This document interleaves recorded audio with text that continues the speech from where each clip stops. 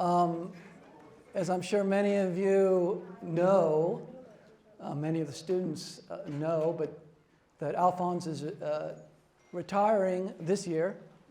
And this is, while it won't be his last class, it will be, in a sense, his last lecture, his last presentation. And there are many guests here, and we're all excited to share this moment with you.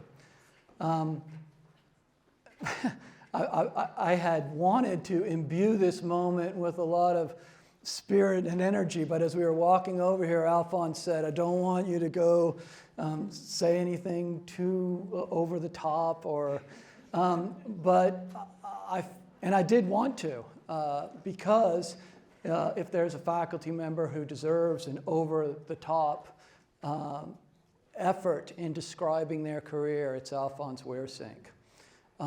Let me just say a couple of things about that.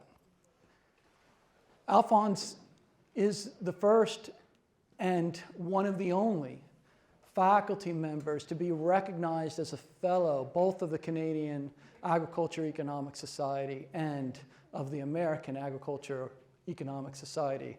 And that means that he has achieved excellence in research, teaching, and outreach in a way that is recognized by his peers throughout Canada and the United States. And that is very special. But at the front, if you go at the front of Johnson Hall, there's a stone dedicated by a former OAC, and it says, "We lead with spirit." And we all know that any moment that we're in now is about a lot about all the moments that led up to it. And Alfons has imbued all of those moments throughout his career and his interaction with people with tremendous spirit. And I guess to keep it simple, I'll just do it the way I learned as a child, that when adults said something they mean, they would testify to it. And so, just really simple, let me ask this question. If Alfons has changed your diaper, stand up and testify. And stay standing. If you've known Alfons romantically throughout your life and have had children with him, stand up and testify. Alfons said, just keep it to the facts. These are facts. Yeah.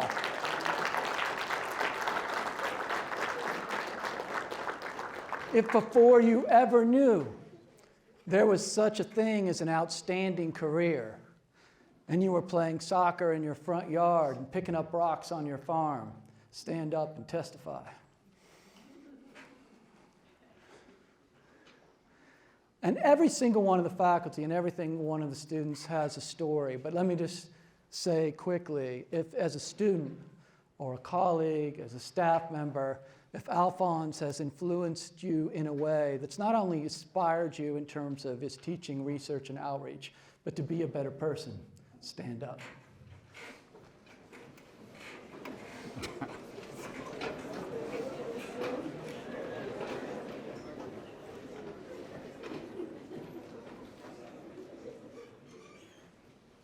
All right, those are facts. All right, we're all excited. Let's just give a big hand. Alfons Weersink, last lecture.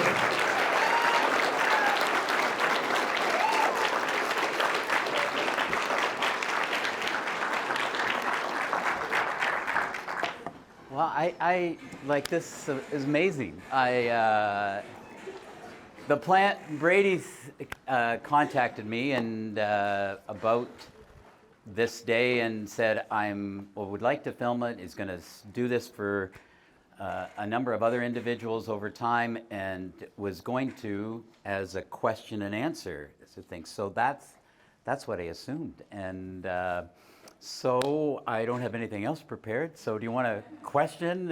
Sure. Yeah. Alfons, maybe we can just start off personally. I mean, talk about your parents and the background that you came in, and a little bit maybe about the farm your early years. We'll just move through your life here. It's ironic because the Canadian astronaut who is going to land on the moon, there's an article about him in the paper, and he is from Elsa Craig, which is not far from where I grew up, and they talked about his background picking stones. Yeah, my brother gave me a stone to remember about, where you're from, and it's still on my desk. Yeah, so, wow. Yeah, so my parents moved from Holland, and because my dad wanted to farm, and we haven't got a chance to talk about intergenerational transfers, but it is a huge issue in agriculture now, and I thought maybe that might be one of the things that we talk about and why, and we can. But it is a huge issue. But in the Netherlands at that time, it wasn't an issue. He was fourth in line, and so there was no opportunity. It went to the eldest, and so and he wanted to farm, so he came and risked it all. And incredible circumstances how he got help to end up buying the farm, and it.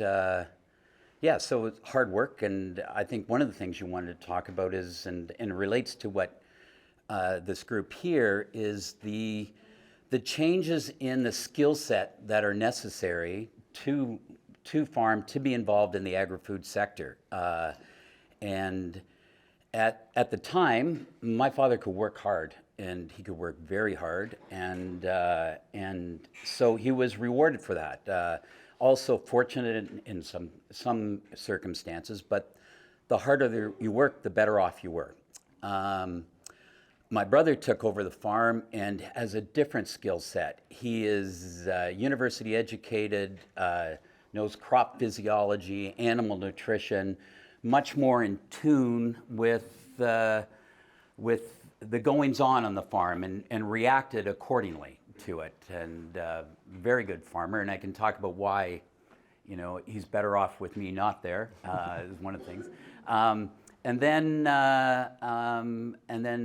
the next generation has come, and with robotic milkers and other technology, computer-related technology, the skill set has changed again, and it is.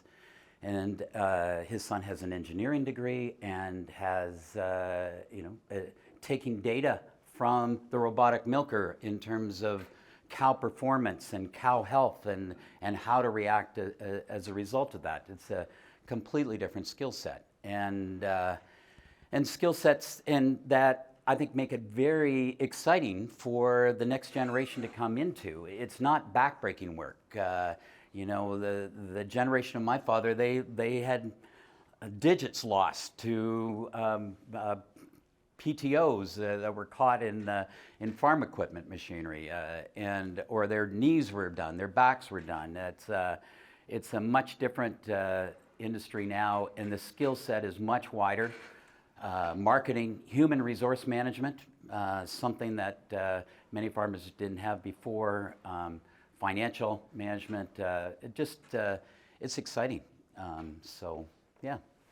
What was on your first farm? You were farming. What were you guys doing? Yeah, it was a dairy farm, but cash crop, and we grew green peas and sweet corn, which was but navy beans, but corn, sweet corn. But it was a mixture of an operation. And Brady has this great line about Old MacDonald Farm, and 2 generations ago it was Old MacDonald's Farm, because it was you had a red bank barn, and there was some cows in, and maybe some pigs, and maybe some beef cattle, and there was a mixture of everything.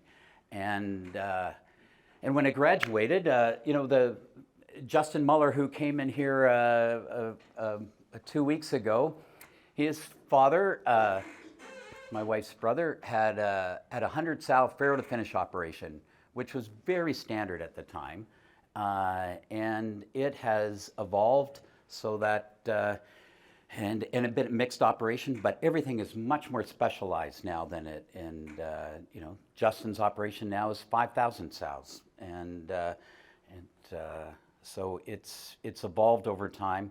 And I think I gave this story about when I first started. I helped out Gerald on the dairy farm, and we took off small square bales, more rectangular shaped bales, and it was dry hay. So you could cut it, wait a couple days, and hope for the sunshine, and you could take maybe 1,500 bales off in a day. And so when Gerald started, there were 30, 35 cows, and needed probably a month plus of very good weather to get it done, and hard work. And yeah, well, 25, 30 years ago, that changed, and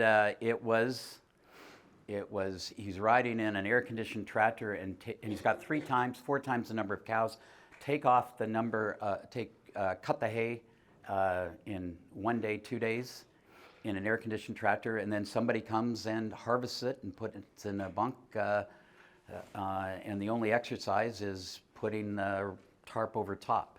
Amazing evolution in terms of the skill set required in agriculture.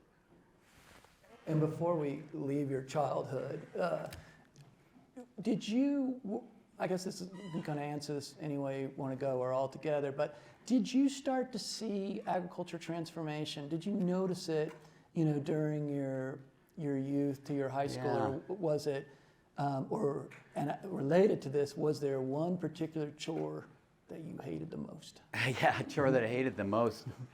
No, I'm just pretty good at grunt work, so I didn't mind just physical work. So, no, I just hated driving a tractor. Like, I just found it extremely boring, and probably just driving, scuffling, as you had to be accurate, and my mind would wander, and so not the best. That would be a job that I didn't like.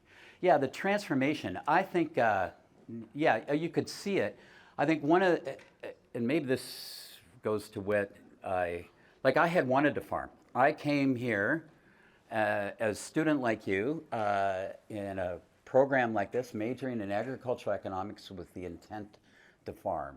And it's a series of circumstances that have brought me here.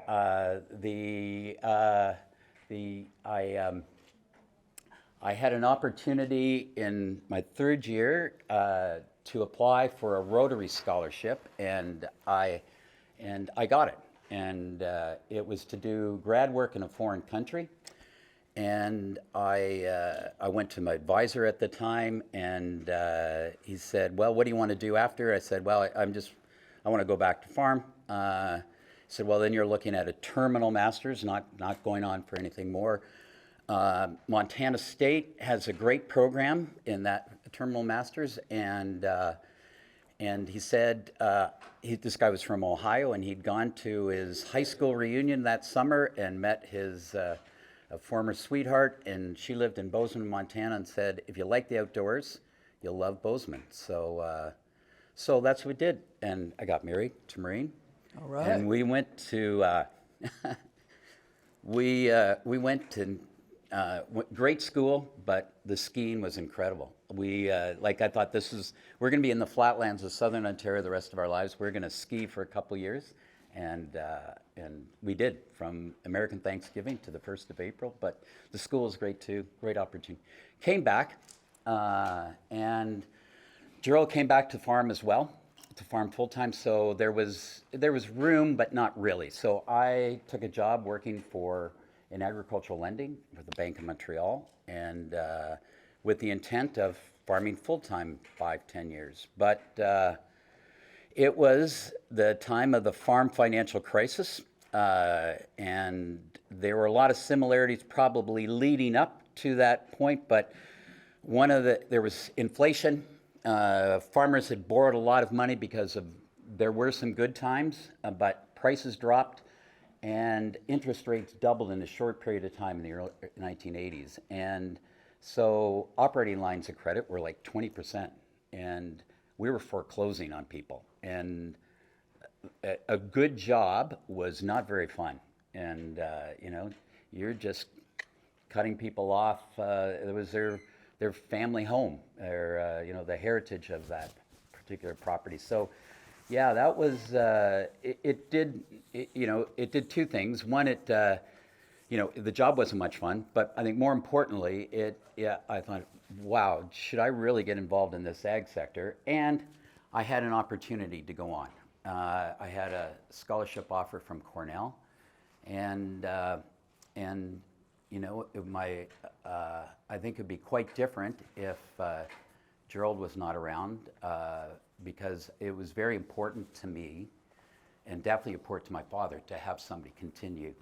He made that sacrifice to start the farm, and so no, he encouraged me to go on then, and next thing you know, good, yeah.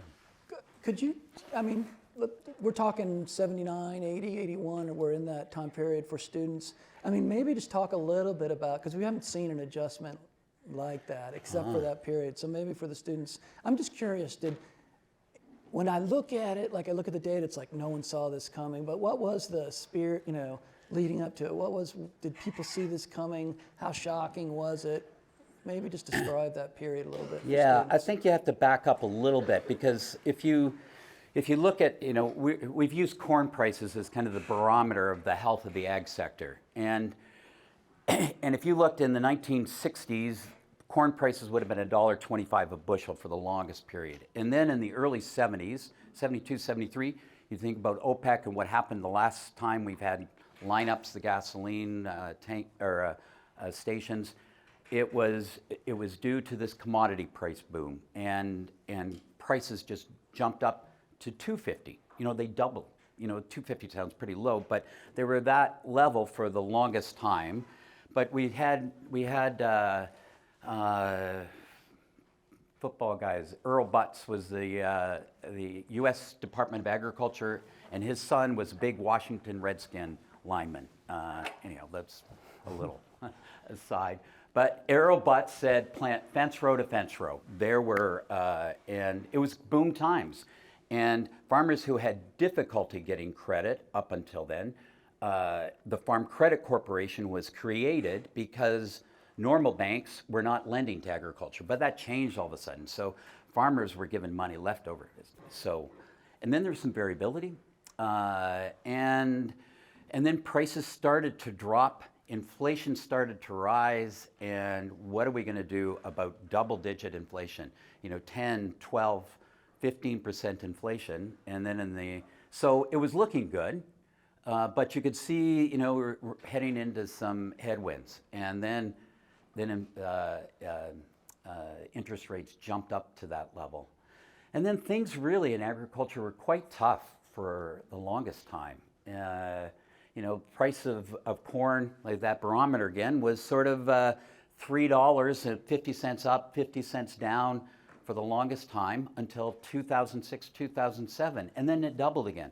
It doubled to $4 in 6 weeks in 2006. And then it went to $8.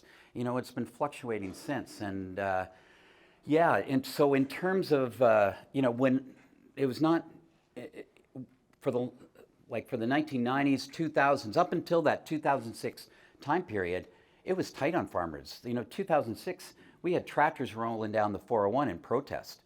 Mm-hmm. Since that time, it's been good.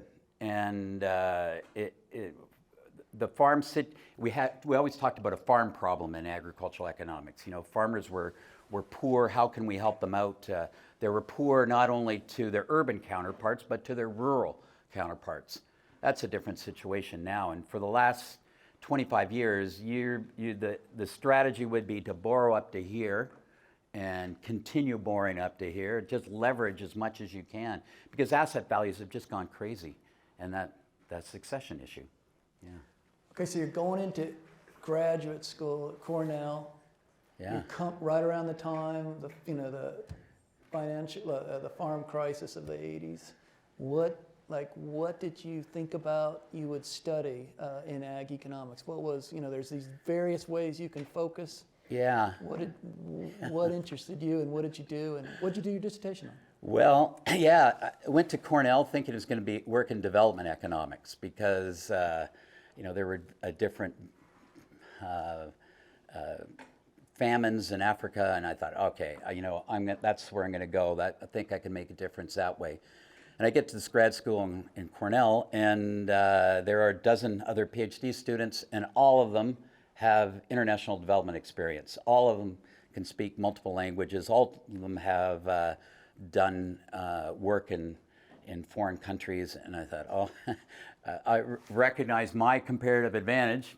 I'm a farm boy, and I know what goes on the farm, and so yeah, that shifted things. So and it worked out because again, that's really what I know and what I like, and so yeah, the research is looking at my research then and still continues to be looking at the impact of government programs and new technology on what farmers do and the effect of those decisions on markets and now environmental quality, because the policies have changed. It's not just income support programs, and it's not just BST for milk or some other technology like that. It is ethanol policy. It's what happens if we subsidize the adoption of buffer strips or some other program like that.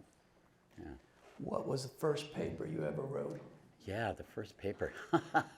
Oh, this is good.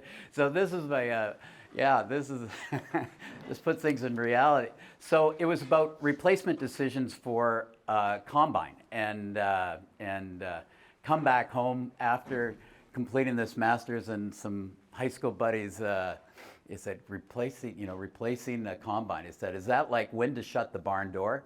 And that's, so that was the first paper, yeah. Did you ever have any, lightly speaking, like the whole story is so wonderful, but there must have been challenges. Like, what were some of the challenges that you remember that stand out? Was it, time must have been pressed at times, you were having kids. I mean, students today are faced with all sorts of challenges. I'm just curious of how you bringing in aspects of the life outside of the university during this time period. Yeah, life outside. Yeah, I mean, we're very, very supportive wife, very supportive family in general, and I think, I tell the story with at Aaron's wedding, and I think the family just provided a lot of perspective. So, Maureen was expecting when we went to Cornell, and Aaron was born early, and was born in the middle of first set of midterms, and and this group of PhD students at Cornell, I mean, they were brilliant. There were a lot of, but I'll tell you what, if I take away one thing from that, is just resilience. It's just keep going, show up, get through. But that's a bit of an aside. But this, the other thing was that. So we're in the middle of these first set of midterms, and it's a weeding out process in the PhD program at Cornell. So they take in, I think there were 16, and they fully expected half of them to be gone at Christmas time. And so I failed my first exam, and then I got 30, but it was above the average. But I thought, oh. But it was sure a wake-up call, because I thought I had things by the tail in it, but and then we had a couple more, and people were panicking, and then Aaron was born, and it did, instead of sending things into a turmoil, it just provided perspective, and it was the best thing that happened, yeah. And, we'll do the best we can. All right, Aaron. Yeah. Yeah. So you're at Cornell. Tell us how you got to Guelph. Yeah, it was a department chair at the time who was doing some planning, and another Canadian who was at Purdue at the time. He got us together and at these professional meetings and said, "I'm going to get you to Guelph in 3 years," and he did. I had applied to some other positions and was ready to start interviewing, and then this came about, and Yeah, it's a great fit. Yeah, I feel blessed, really do, and it just worked out so well. Yeah. What was it like the first time you walked into a classroom and faced a group of students like this? Were you nervous, or what were their differences? I wasn't nervous. Like it was, I remember that we had I remember that advisor from Ohio, and his ability to inspire and excite. And there was this British prof, T.K. Worley, who had the ability to, in one class, tell you how that supply management was the best thing since sliced bread, and then the next day tell you it was terrible, and forced you to critically think. And yeah, I thought, wow, what an opportunity to do that. So no, I don't think nervous. You want to make them excited in the material in the same way you are, and sometimes that's difficult because they got lots going on. But not nervous, but you want to do the best you can with inspire them that way. Now you would have come in a time in the history of the profession when environmental issues were starting to kind of move to the center. And I've always thought that there's, in ag economics, there obviously is a variety, but there's some people who are approach the environmental issue and then apply it to agriculture, and then there's some people that have an agriculture background and use it to look at these environmental issues. And I position you in that latter group. And maybe talk a little bit, because I feel like that's kind of been one of your areas and your research into that kind of broadly, and whether that old farm boy perspective was playing itself out in the way I like to tell the story. Yeah, very fortunate. That is the situation, Brady. Yeah, just sort of understanding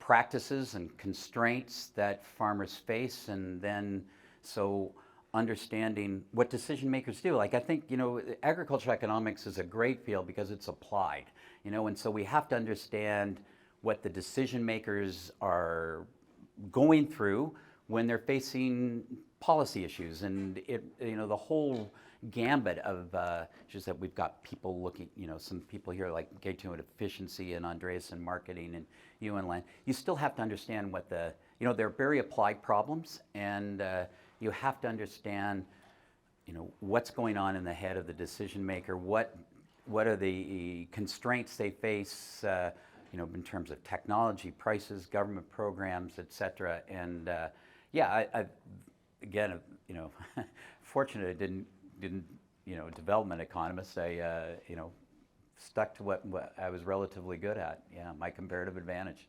trade, right? A comparative advantage, not absolute advantage. Yeah, yeah. A favorite journal article you published? Ah, wow. And a little bit about it.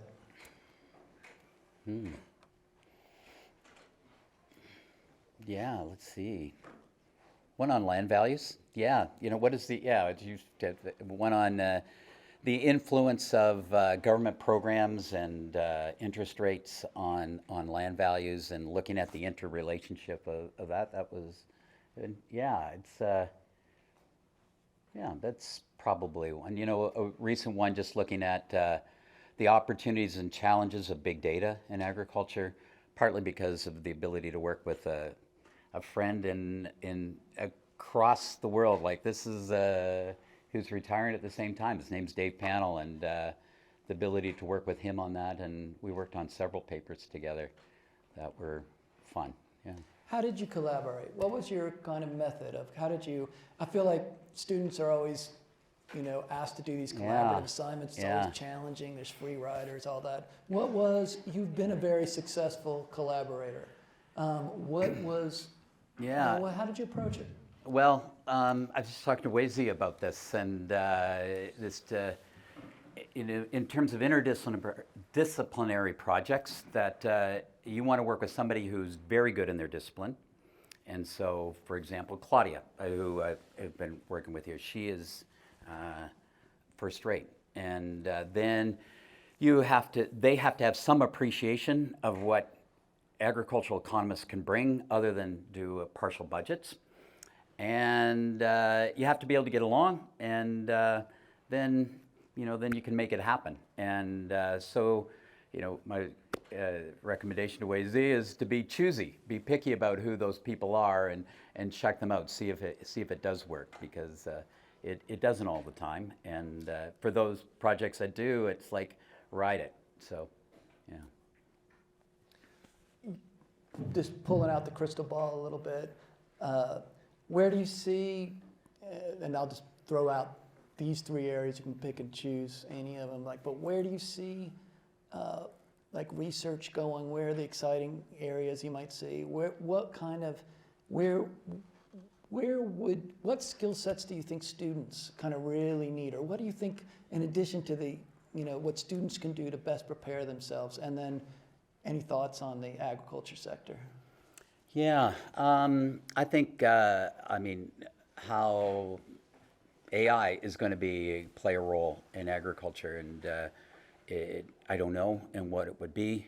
And we're struggling, and Mike has a great line about how can we use AI to enhance learning rather than replace learning, and that's a question for us in the classroom, but I think it's something for beyond. What are the skill sets? I think it's still the basic ones. It's show up. Just show up. You guys are here, and we talked. Leah, you were last week we talked about the first year or incoming. What's the key to success? Just show up, and it leads to success in opportunities come from just being there, being present. You've got this great line about quality moments happen in quantity time, and it's you don't know when those inspirations are come. You just gotta be there. Just show up. So I think work ethic is going to be still important before, and resilience, and just being able to grind through things. I think that's going to be more important than ever, and critical thinking skills. Okay, because you're inundated with information. Increasingly, that information forms a silo around you, and so the ability to think critically is more important. But so those skills aren't new ones. They're the base of success in the past, and I think will continue to be. Yeah. So, yeah. And thoughts on, so kind of started off with you picking up stones with your brothers, but the tractors drive better, but they're still bored you maybe a little bit. Yeah. What do you think, 20 years, 40 years from now? The ag sector, what do you think it's going to look like? Oh boy, I think just the role of technology is going to continue to evolve, and the things that can be grown, the things that can be produced, where it can be produced, will change, and I think Canada is very well positioned to succeed in that. So I have no idea. I mean, if we look back when we graduated, at our degrees, we had no idea about the jobs that were available, even 20 years after we graduated, and like the example you're giving. So I think we don't know now, but you just want to, be prepared. Take chances, take risks, to seize those opportunities. Yeah. I pointed to the football players, but I'm sure the man in the arena speech you must have been told many times over, those who take chances, be the one who steps out and takes risk and does things rather than sit back and judge and criticize. I think you have to be able to seize those opportunities when they come, and that just being there is part of the deal. Yeah.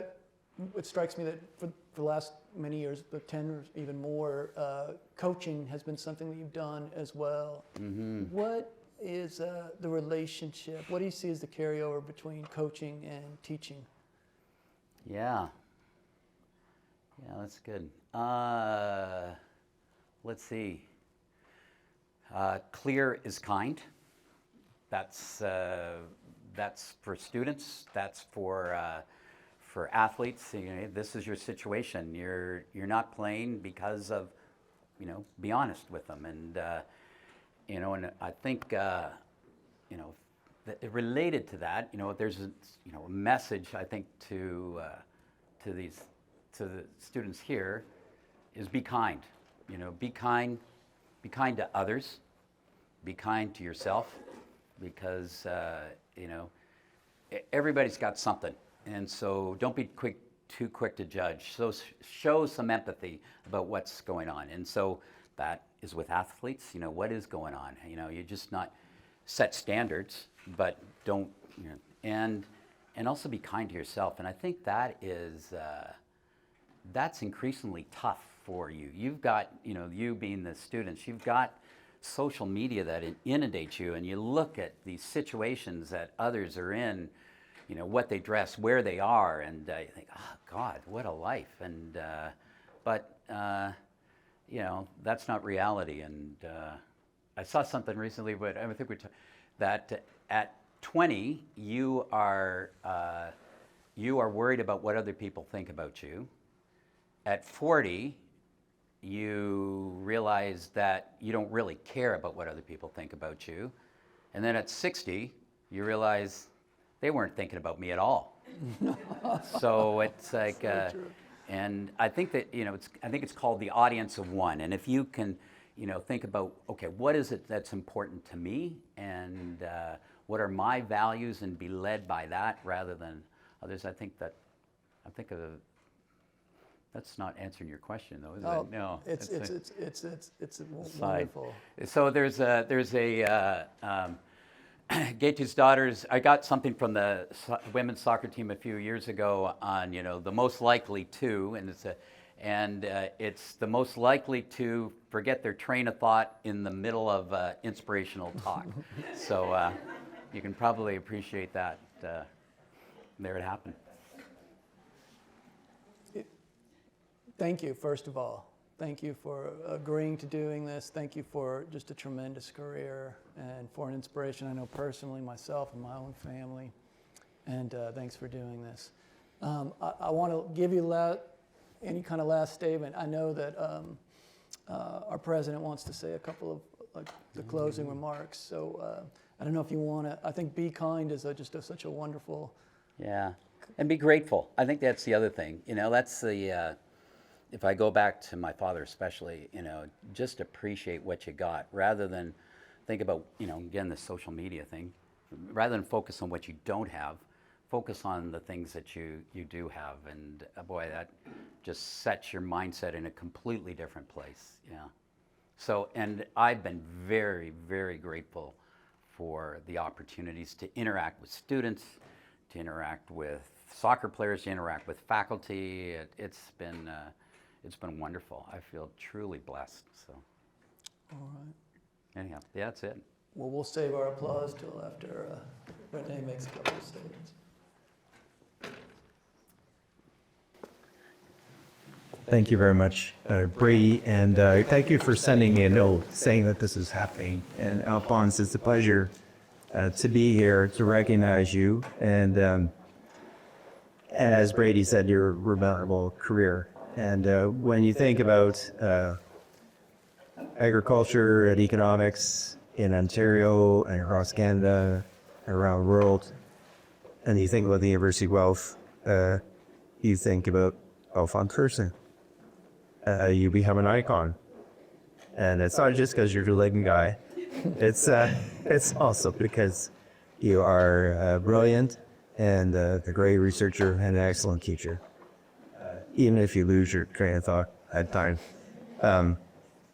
As we know, the privilege of our positions as faculty members is our ability to teach and to have the opportunity to somehow be a part of our students' lives and their journey in building their careers. So I want to thank you for all that you've done and the countless students that you've helped admire you in your very humble and gracious manner, and you do us proud, and we're very grateful to have had you here at the University. Well, and one may retire, but you're still here. You're still accessible.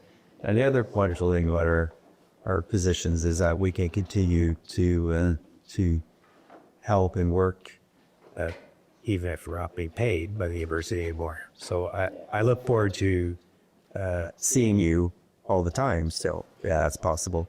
So on campus. And thank you for inviting me. And I'll just suit out my seat and you'll like last year. So.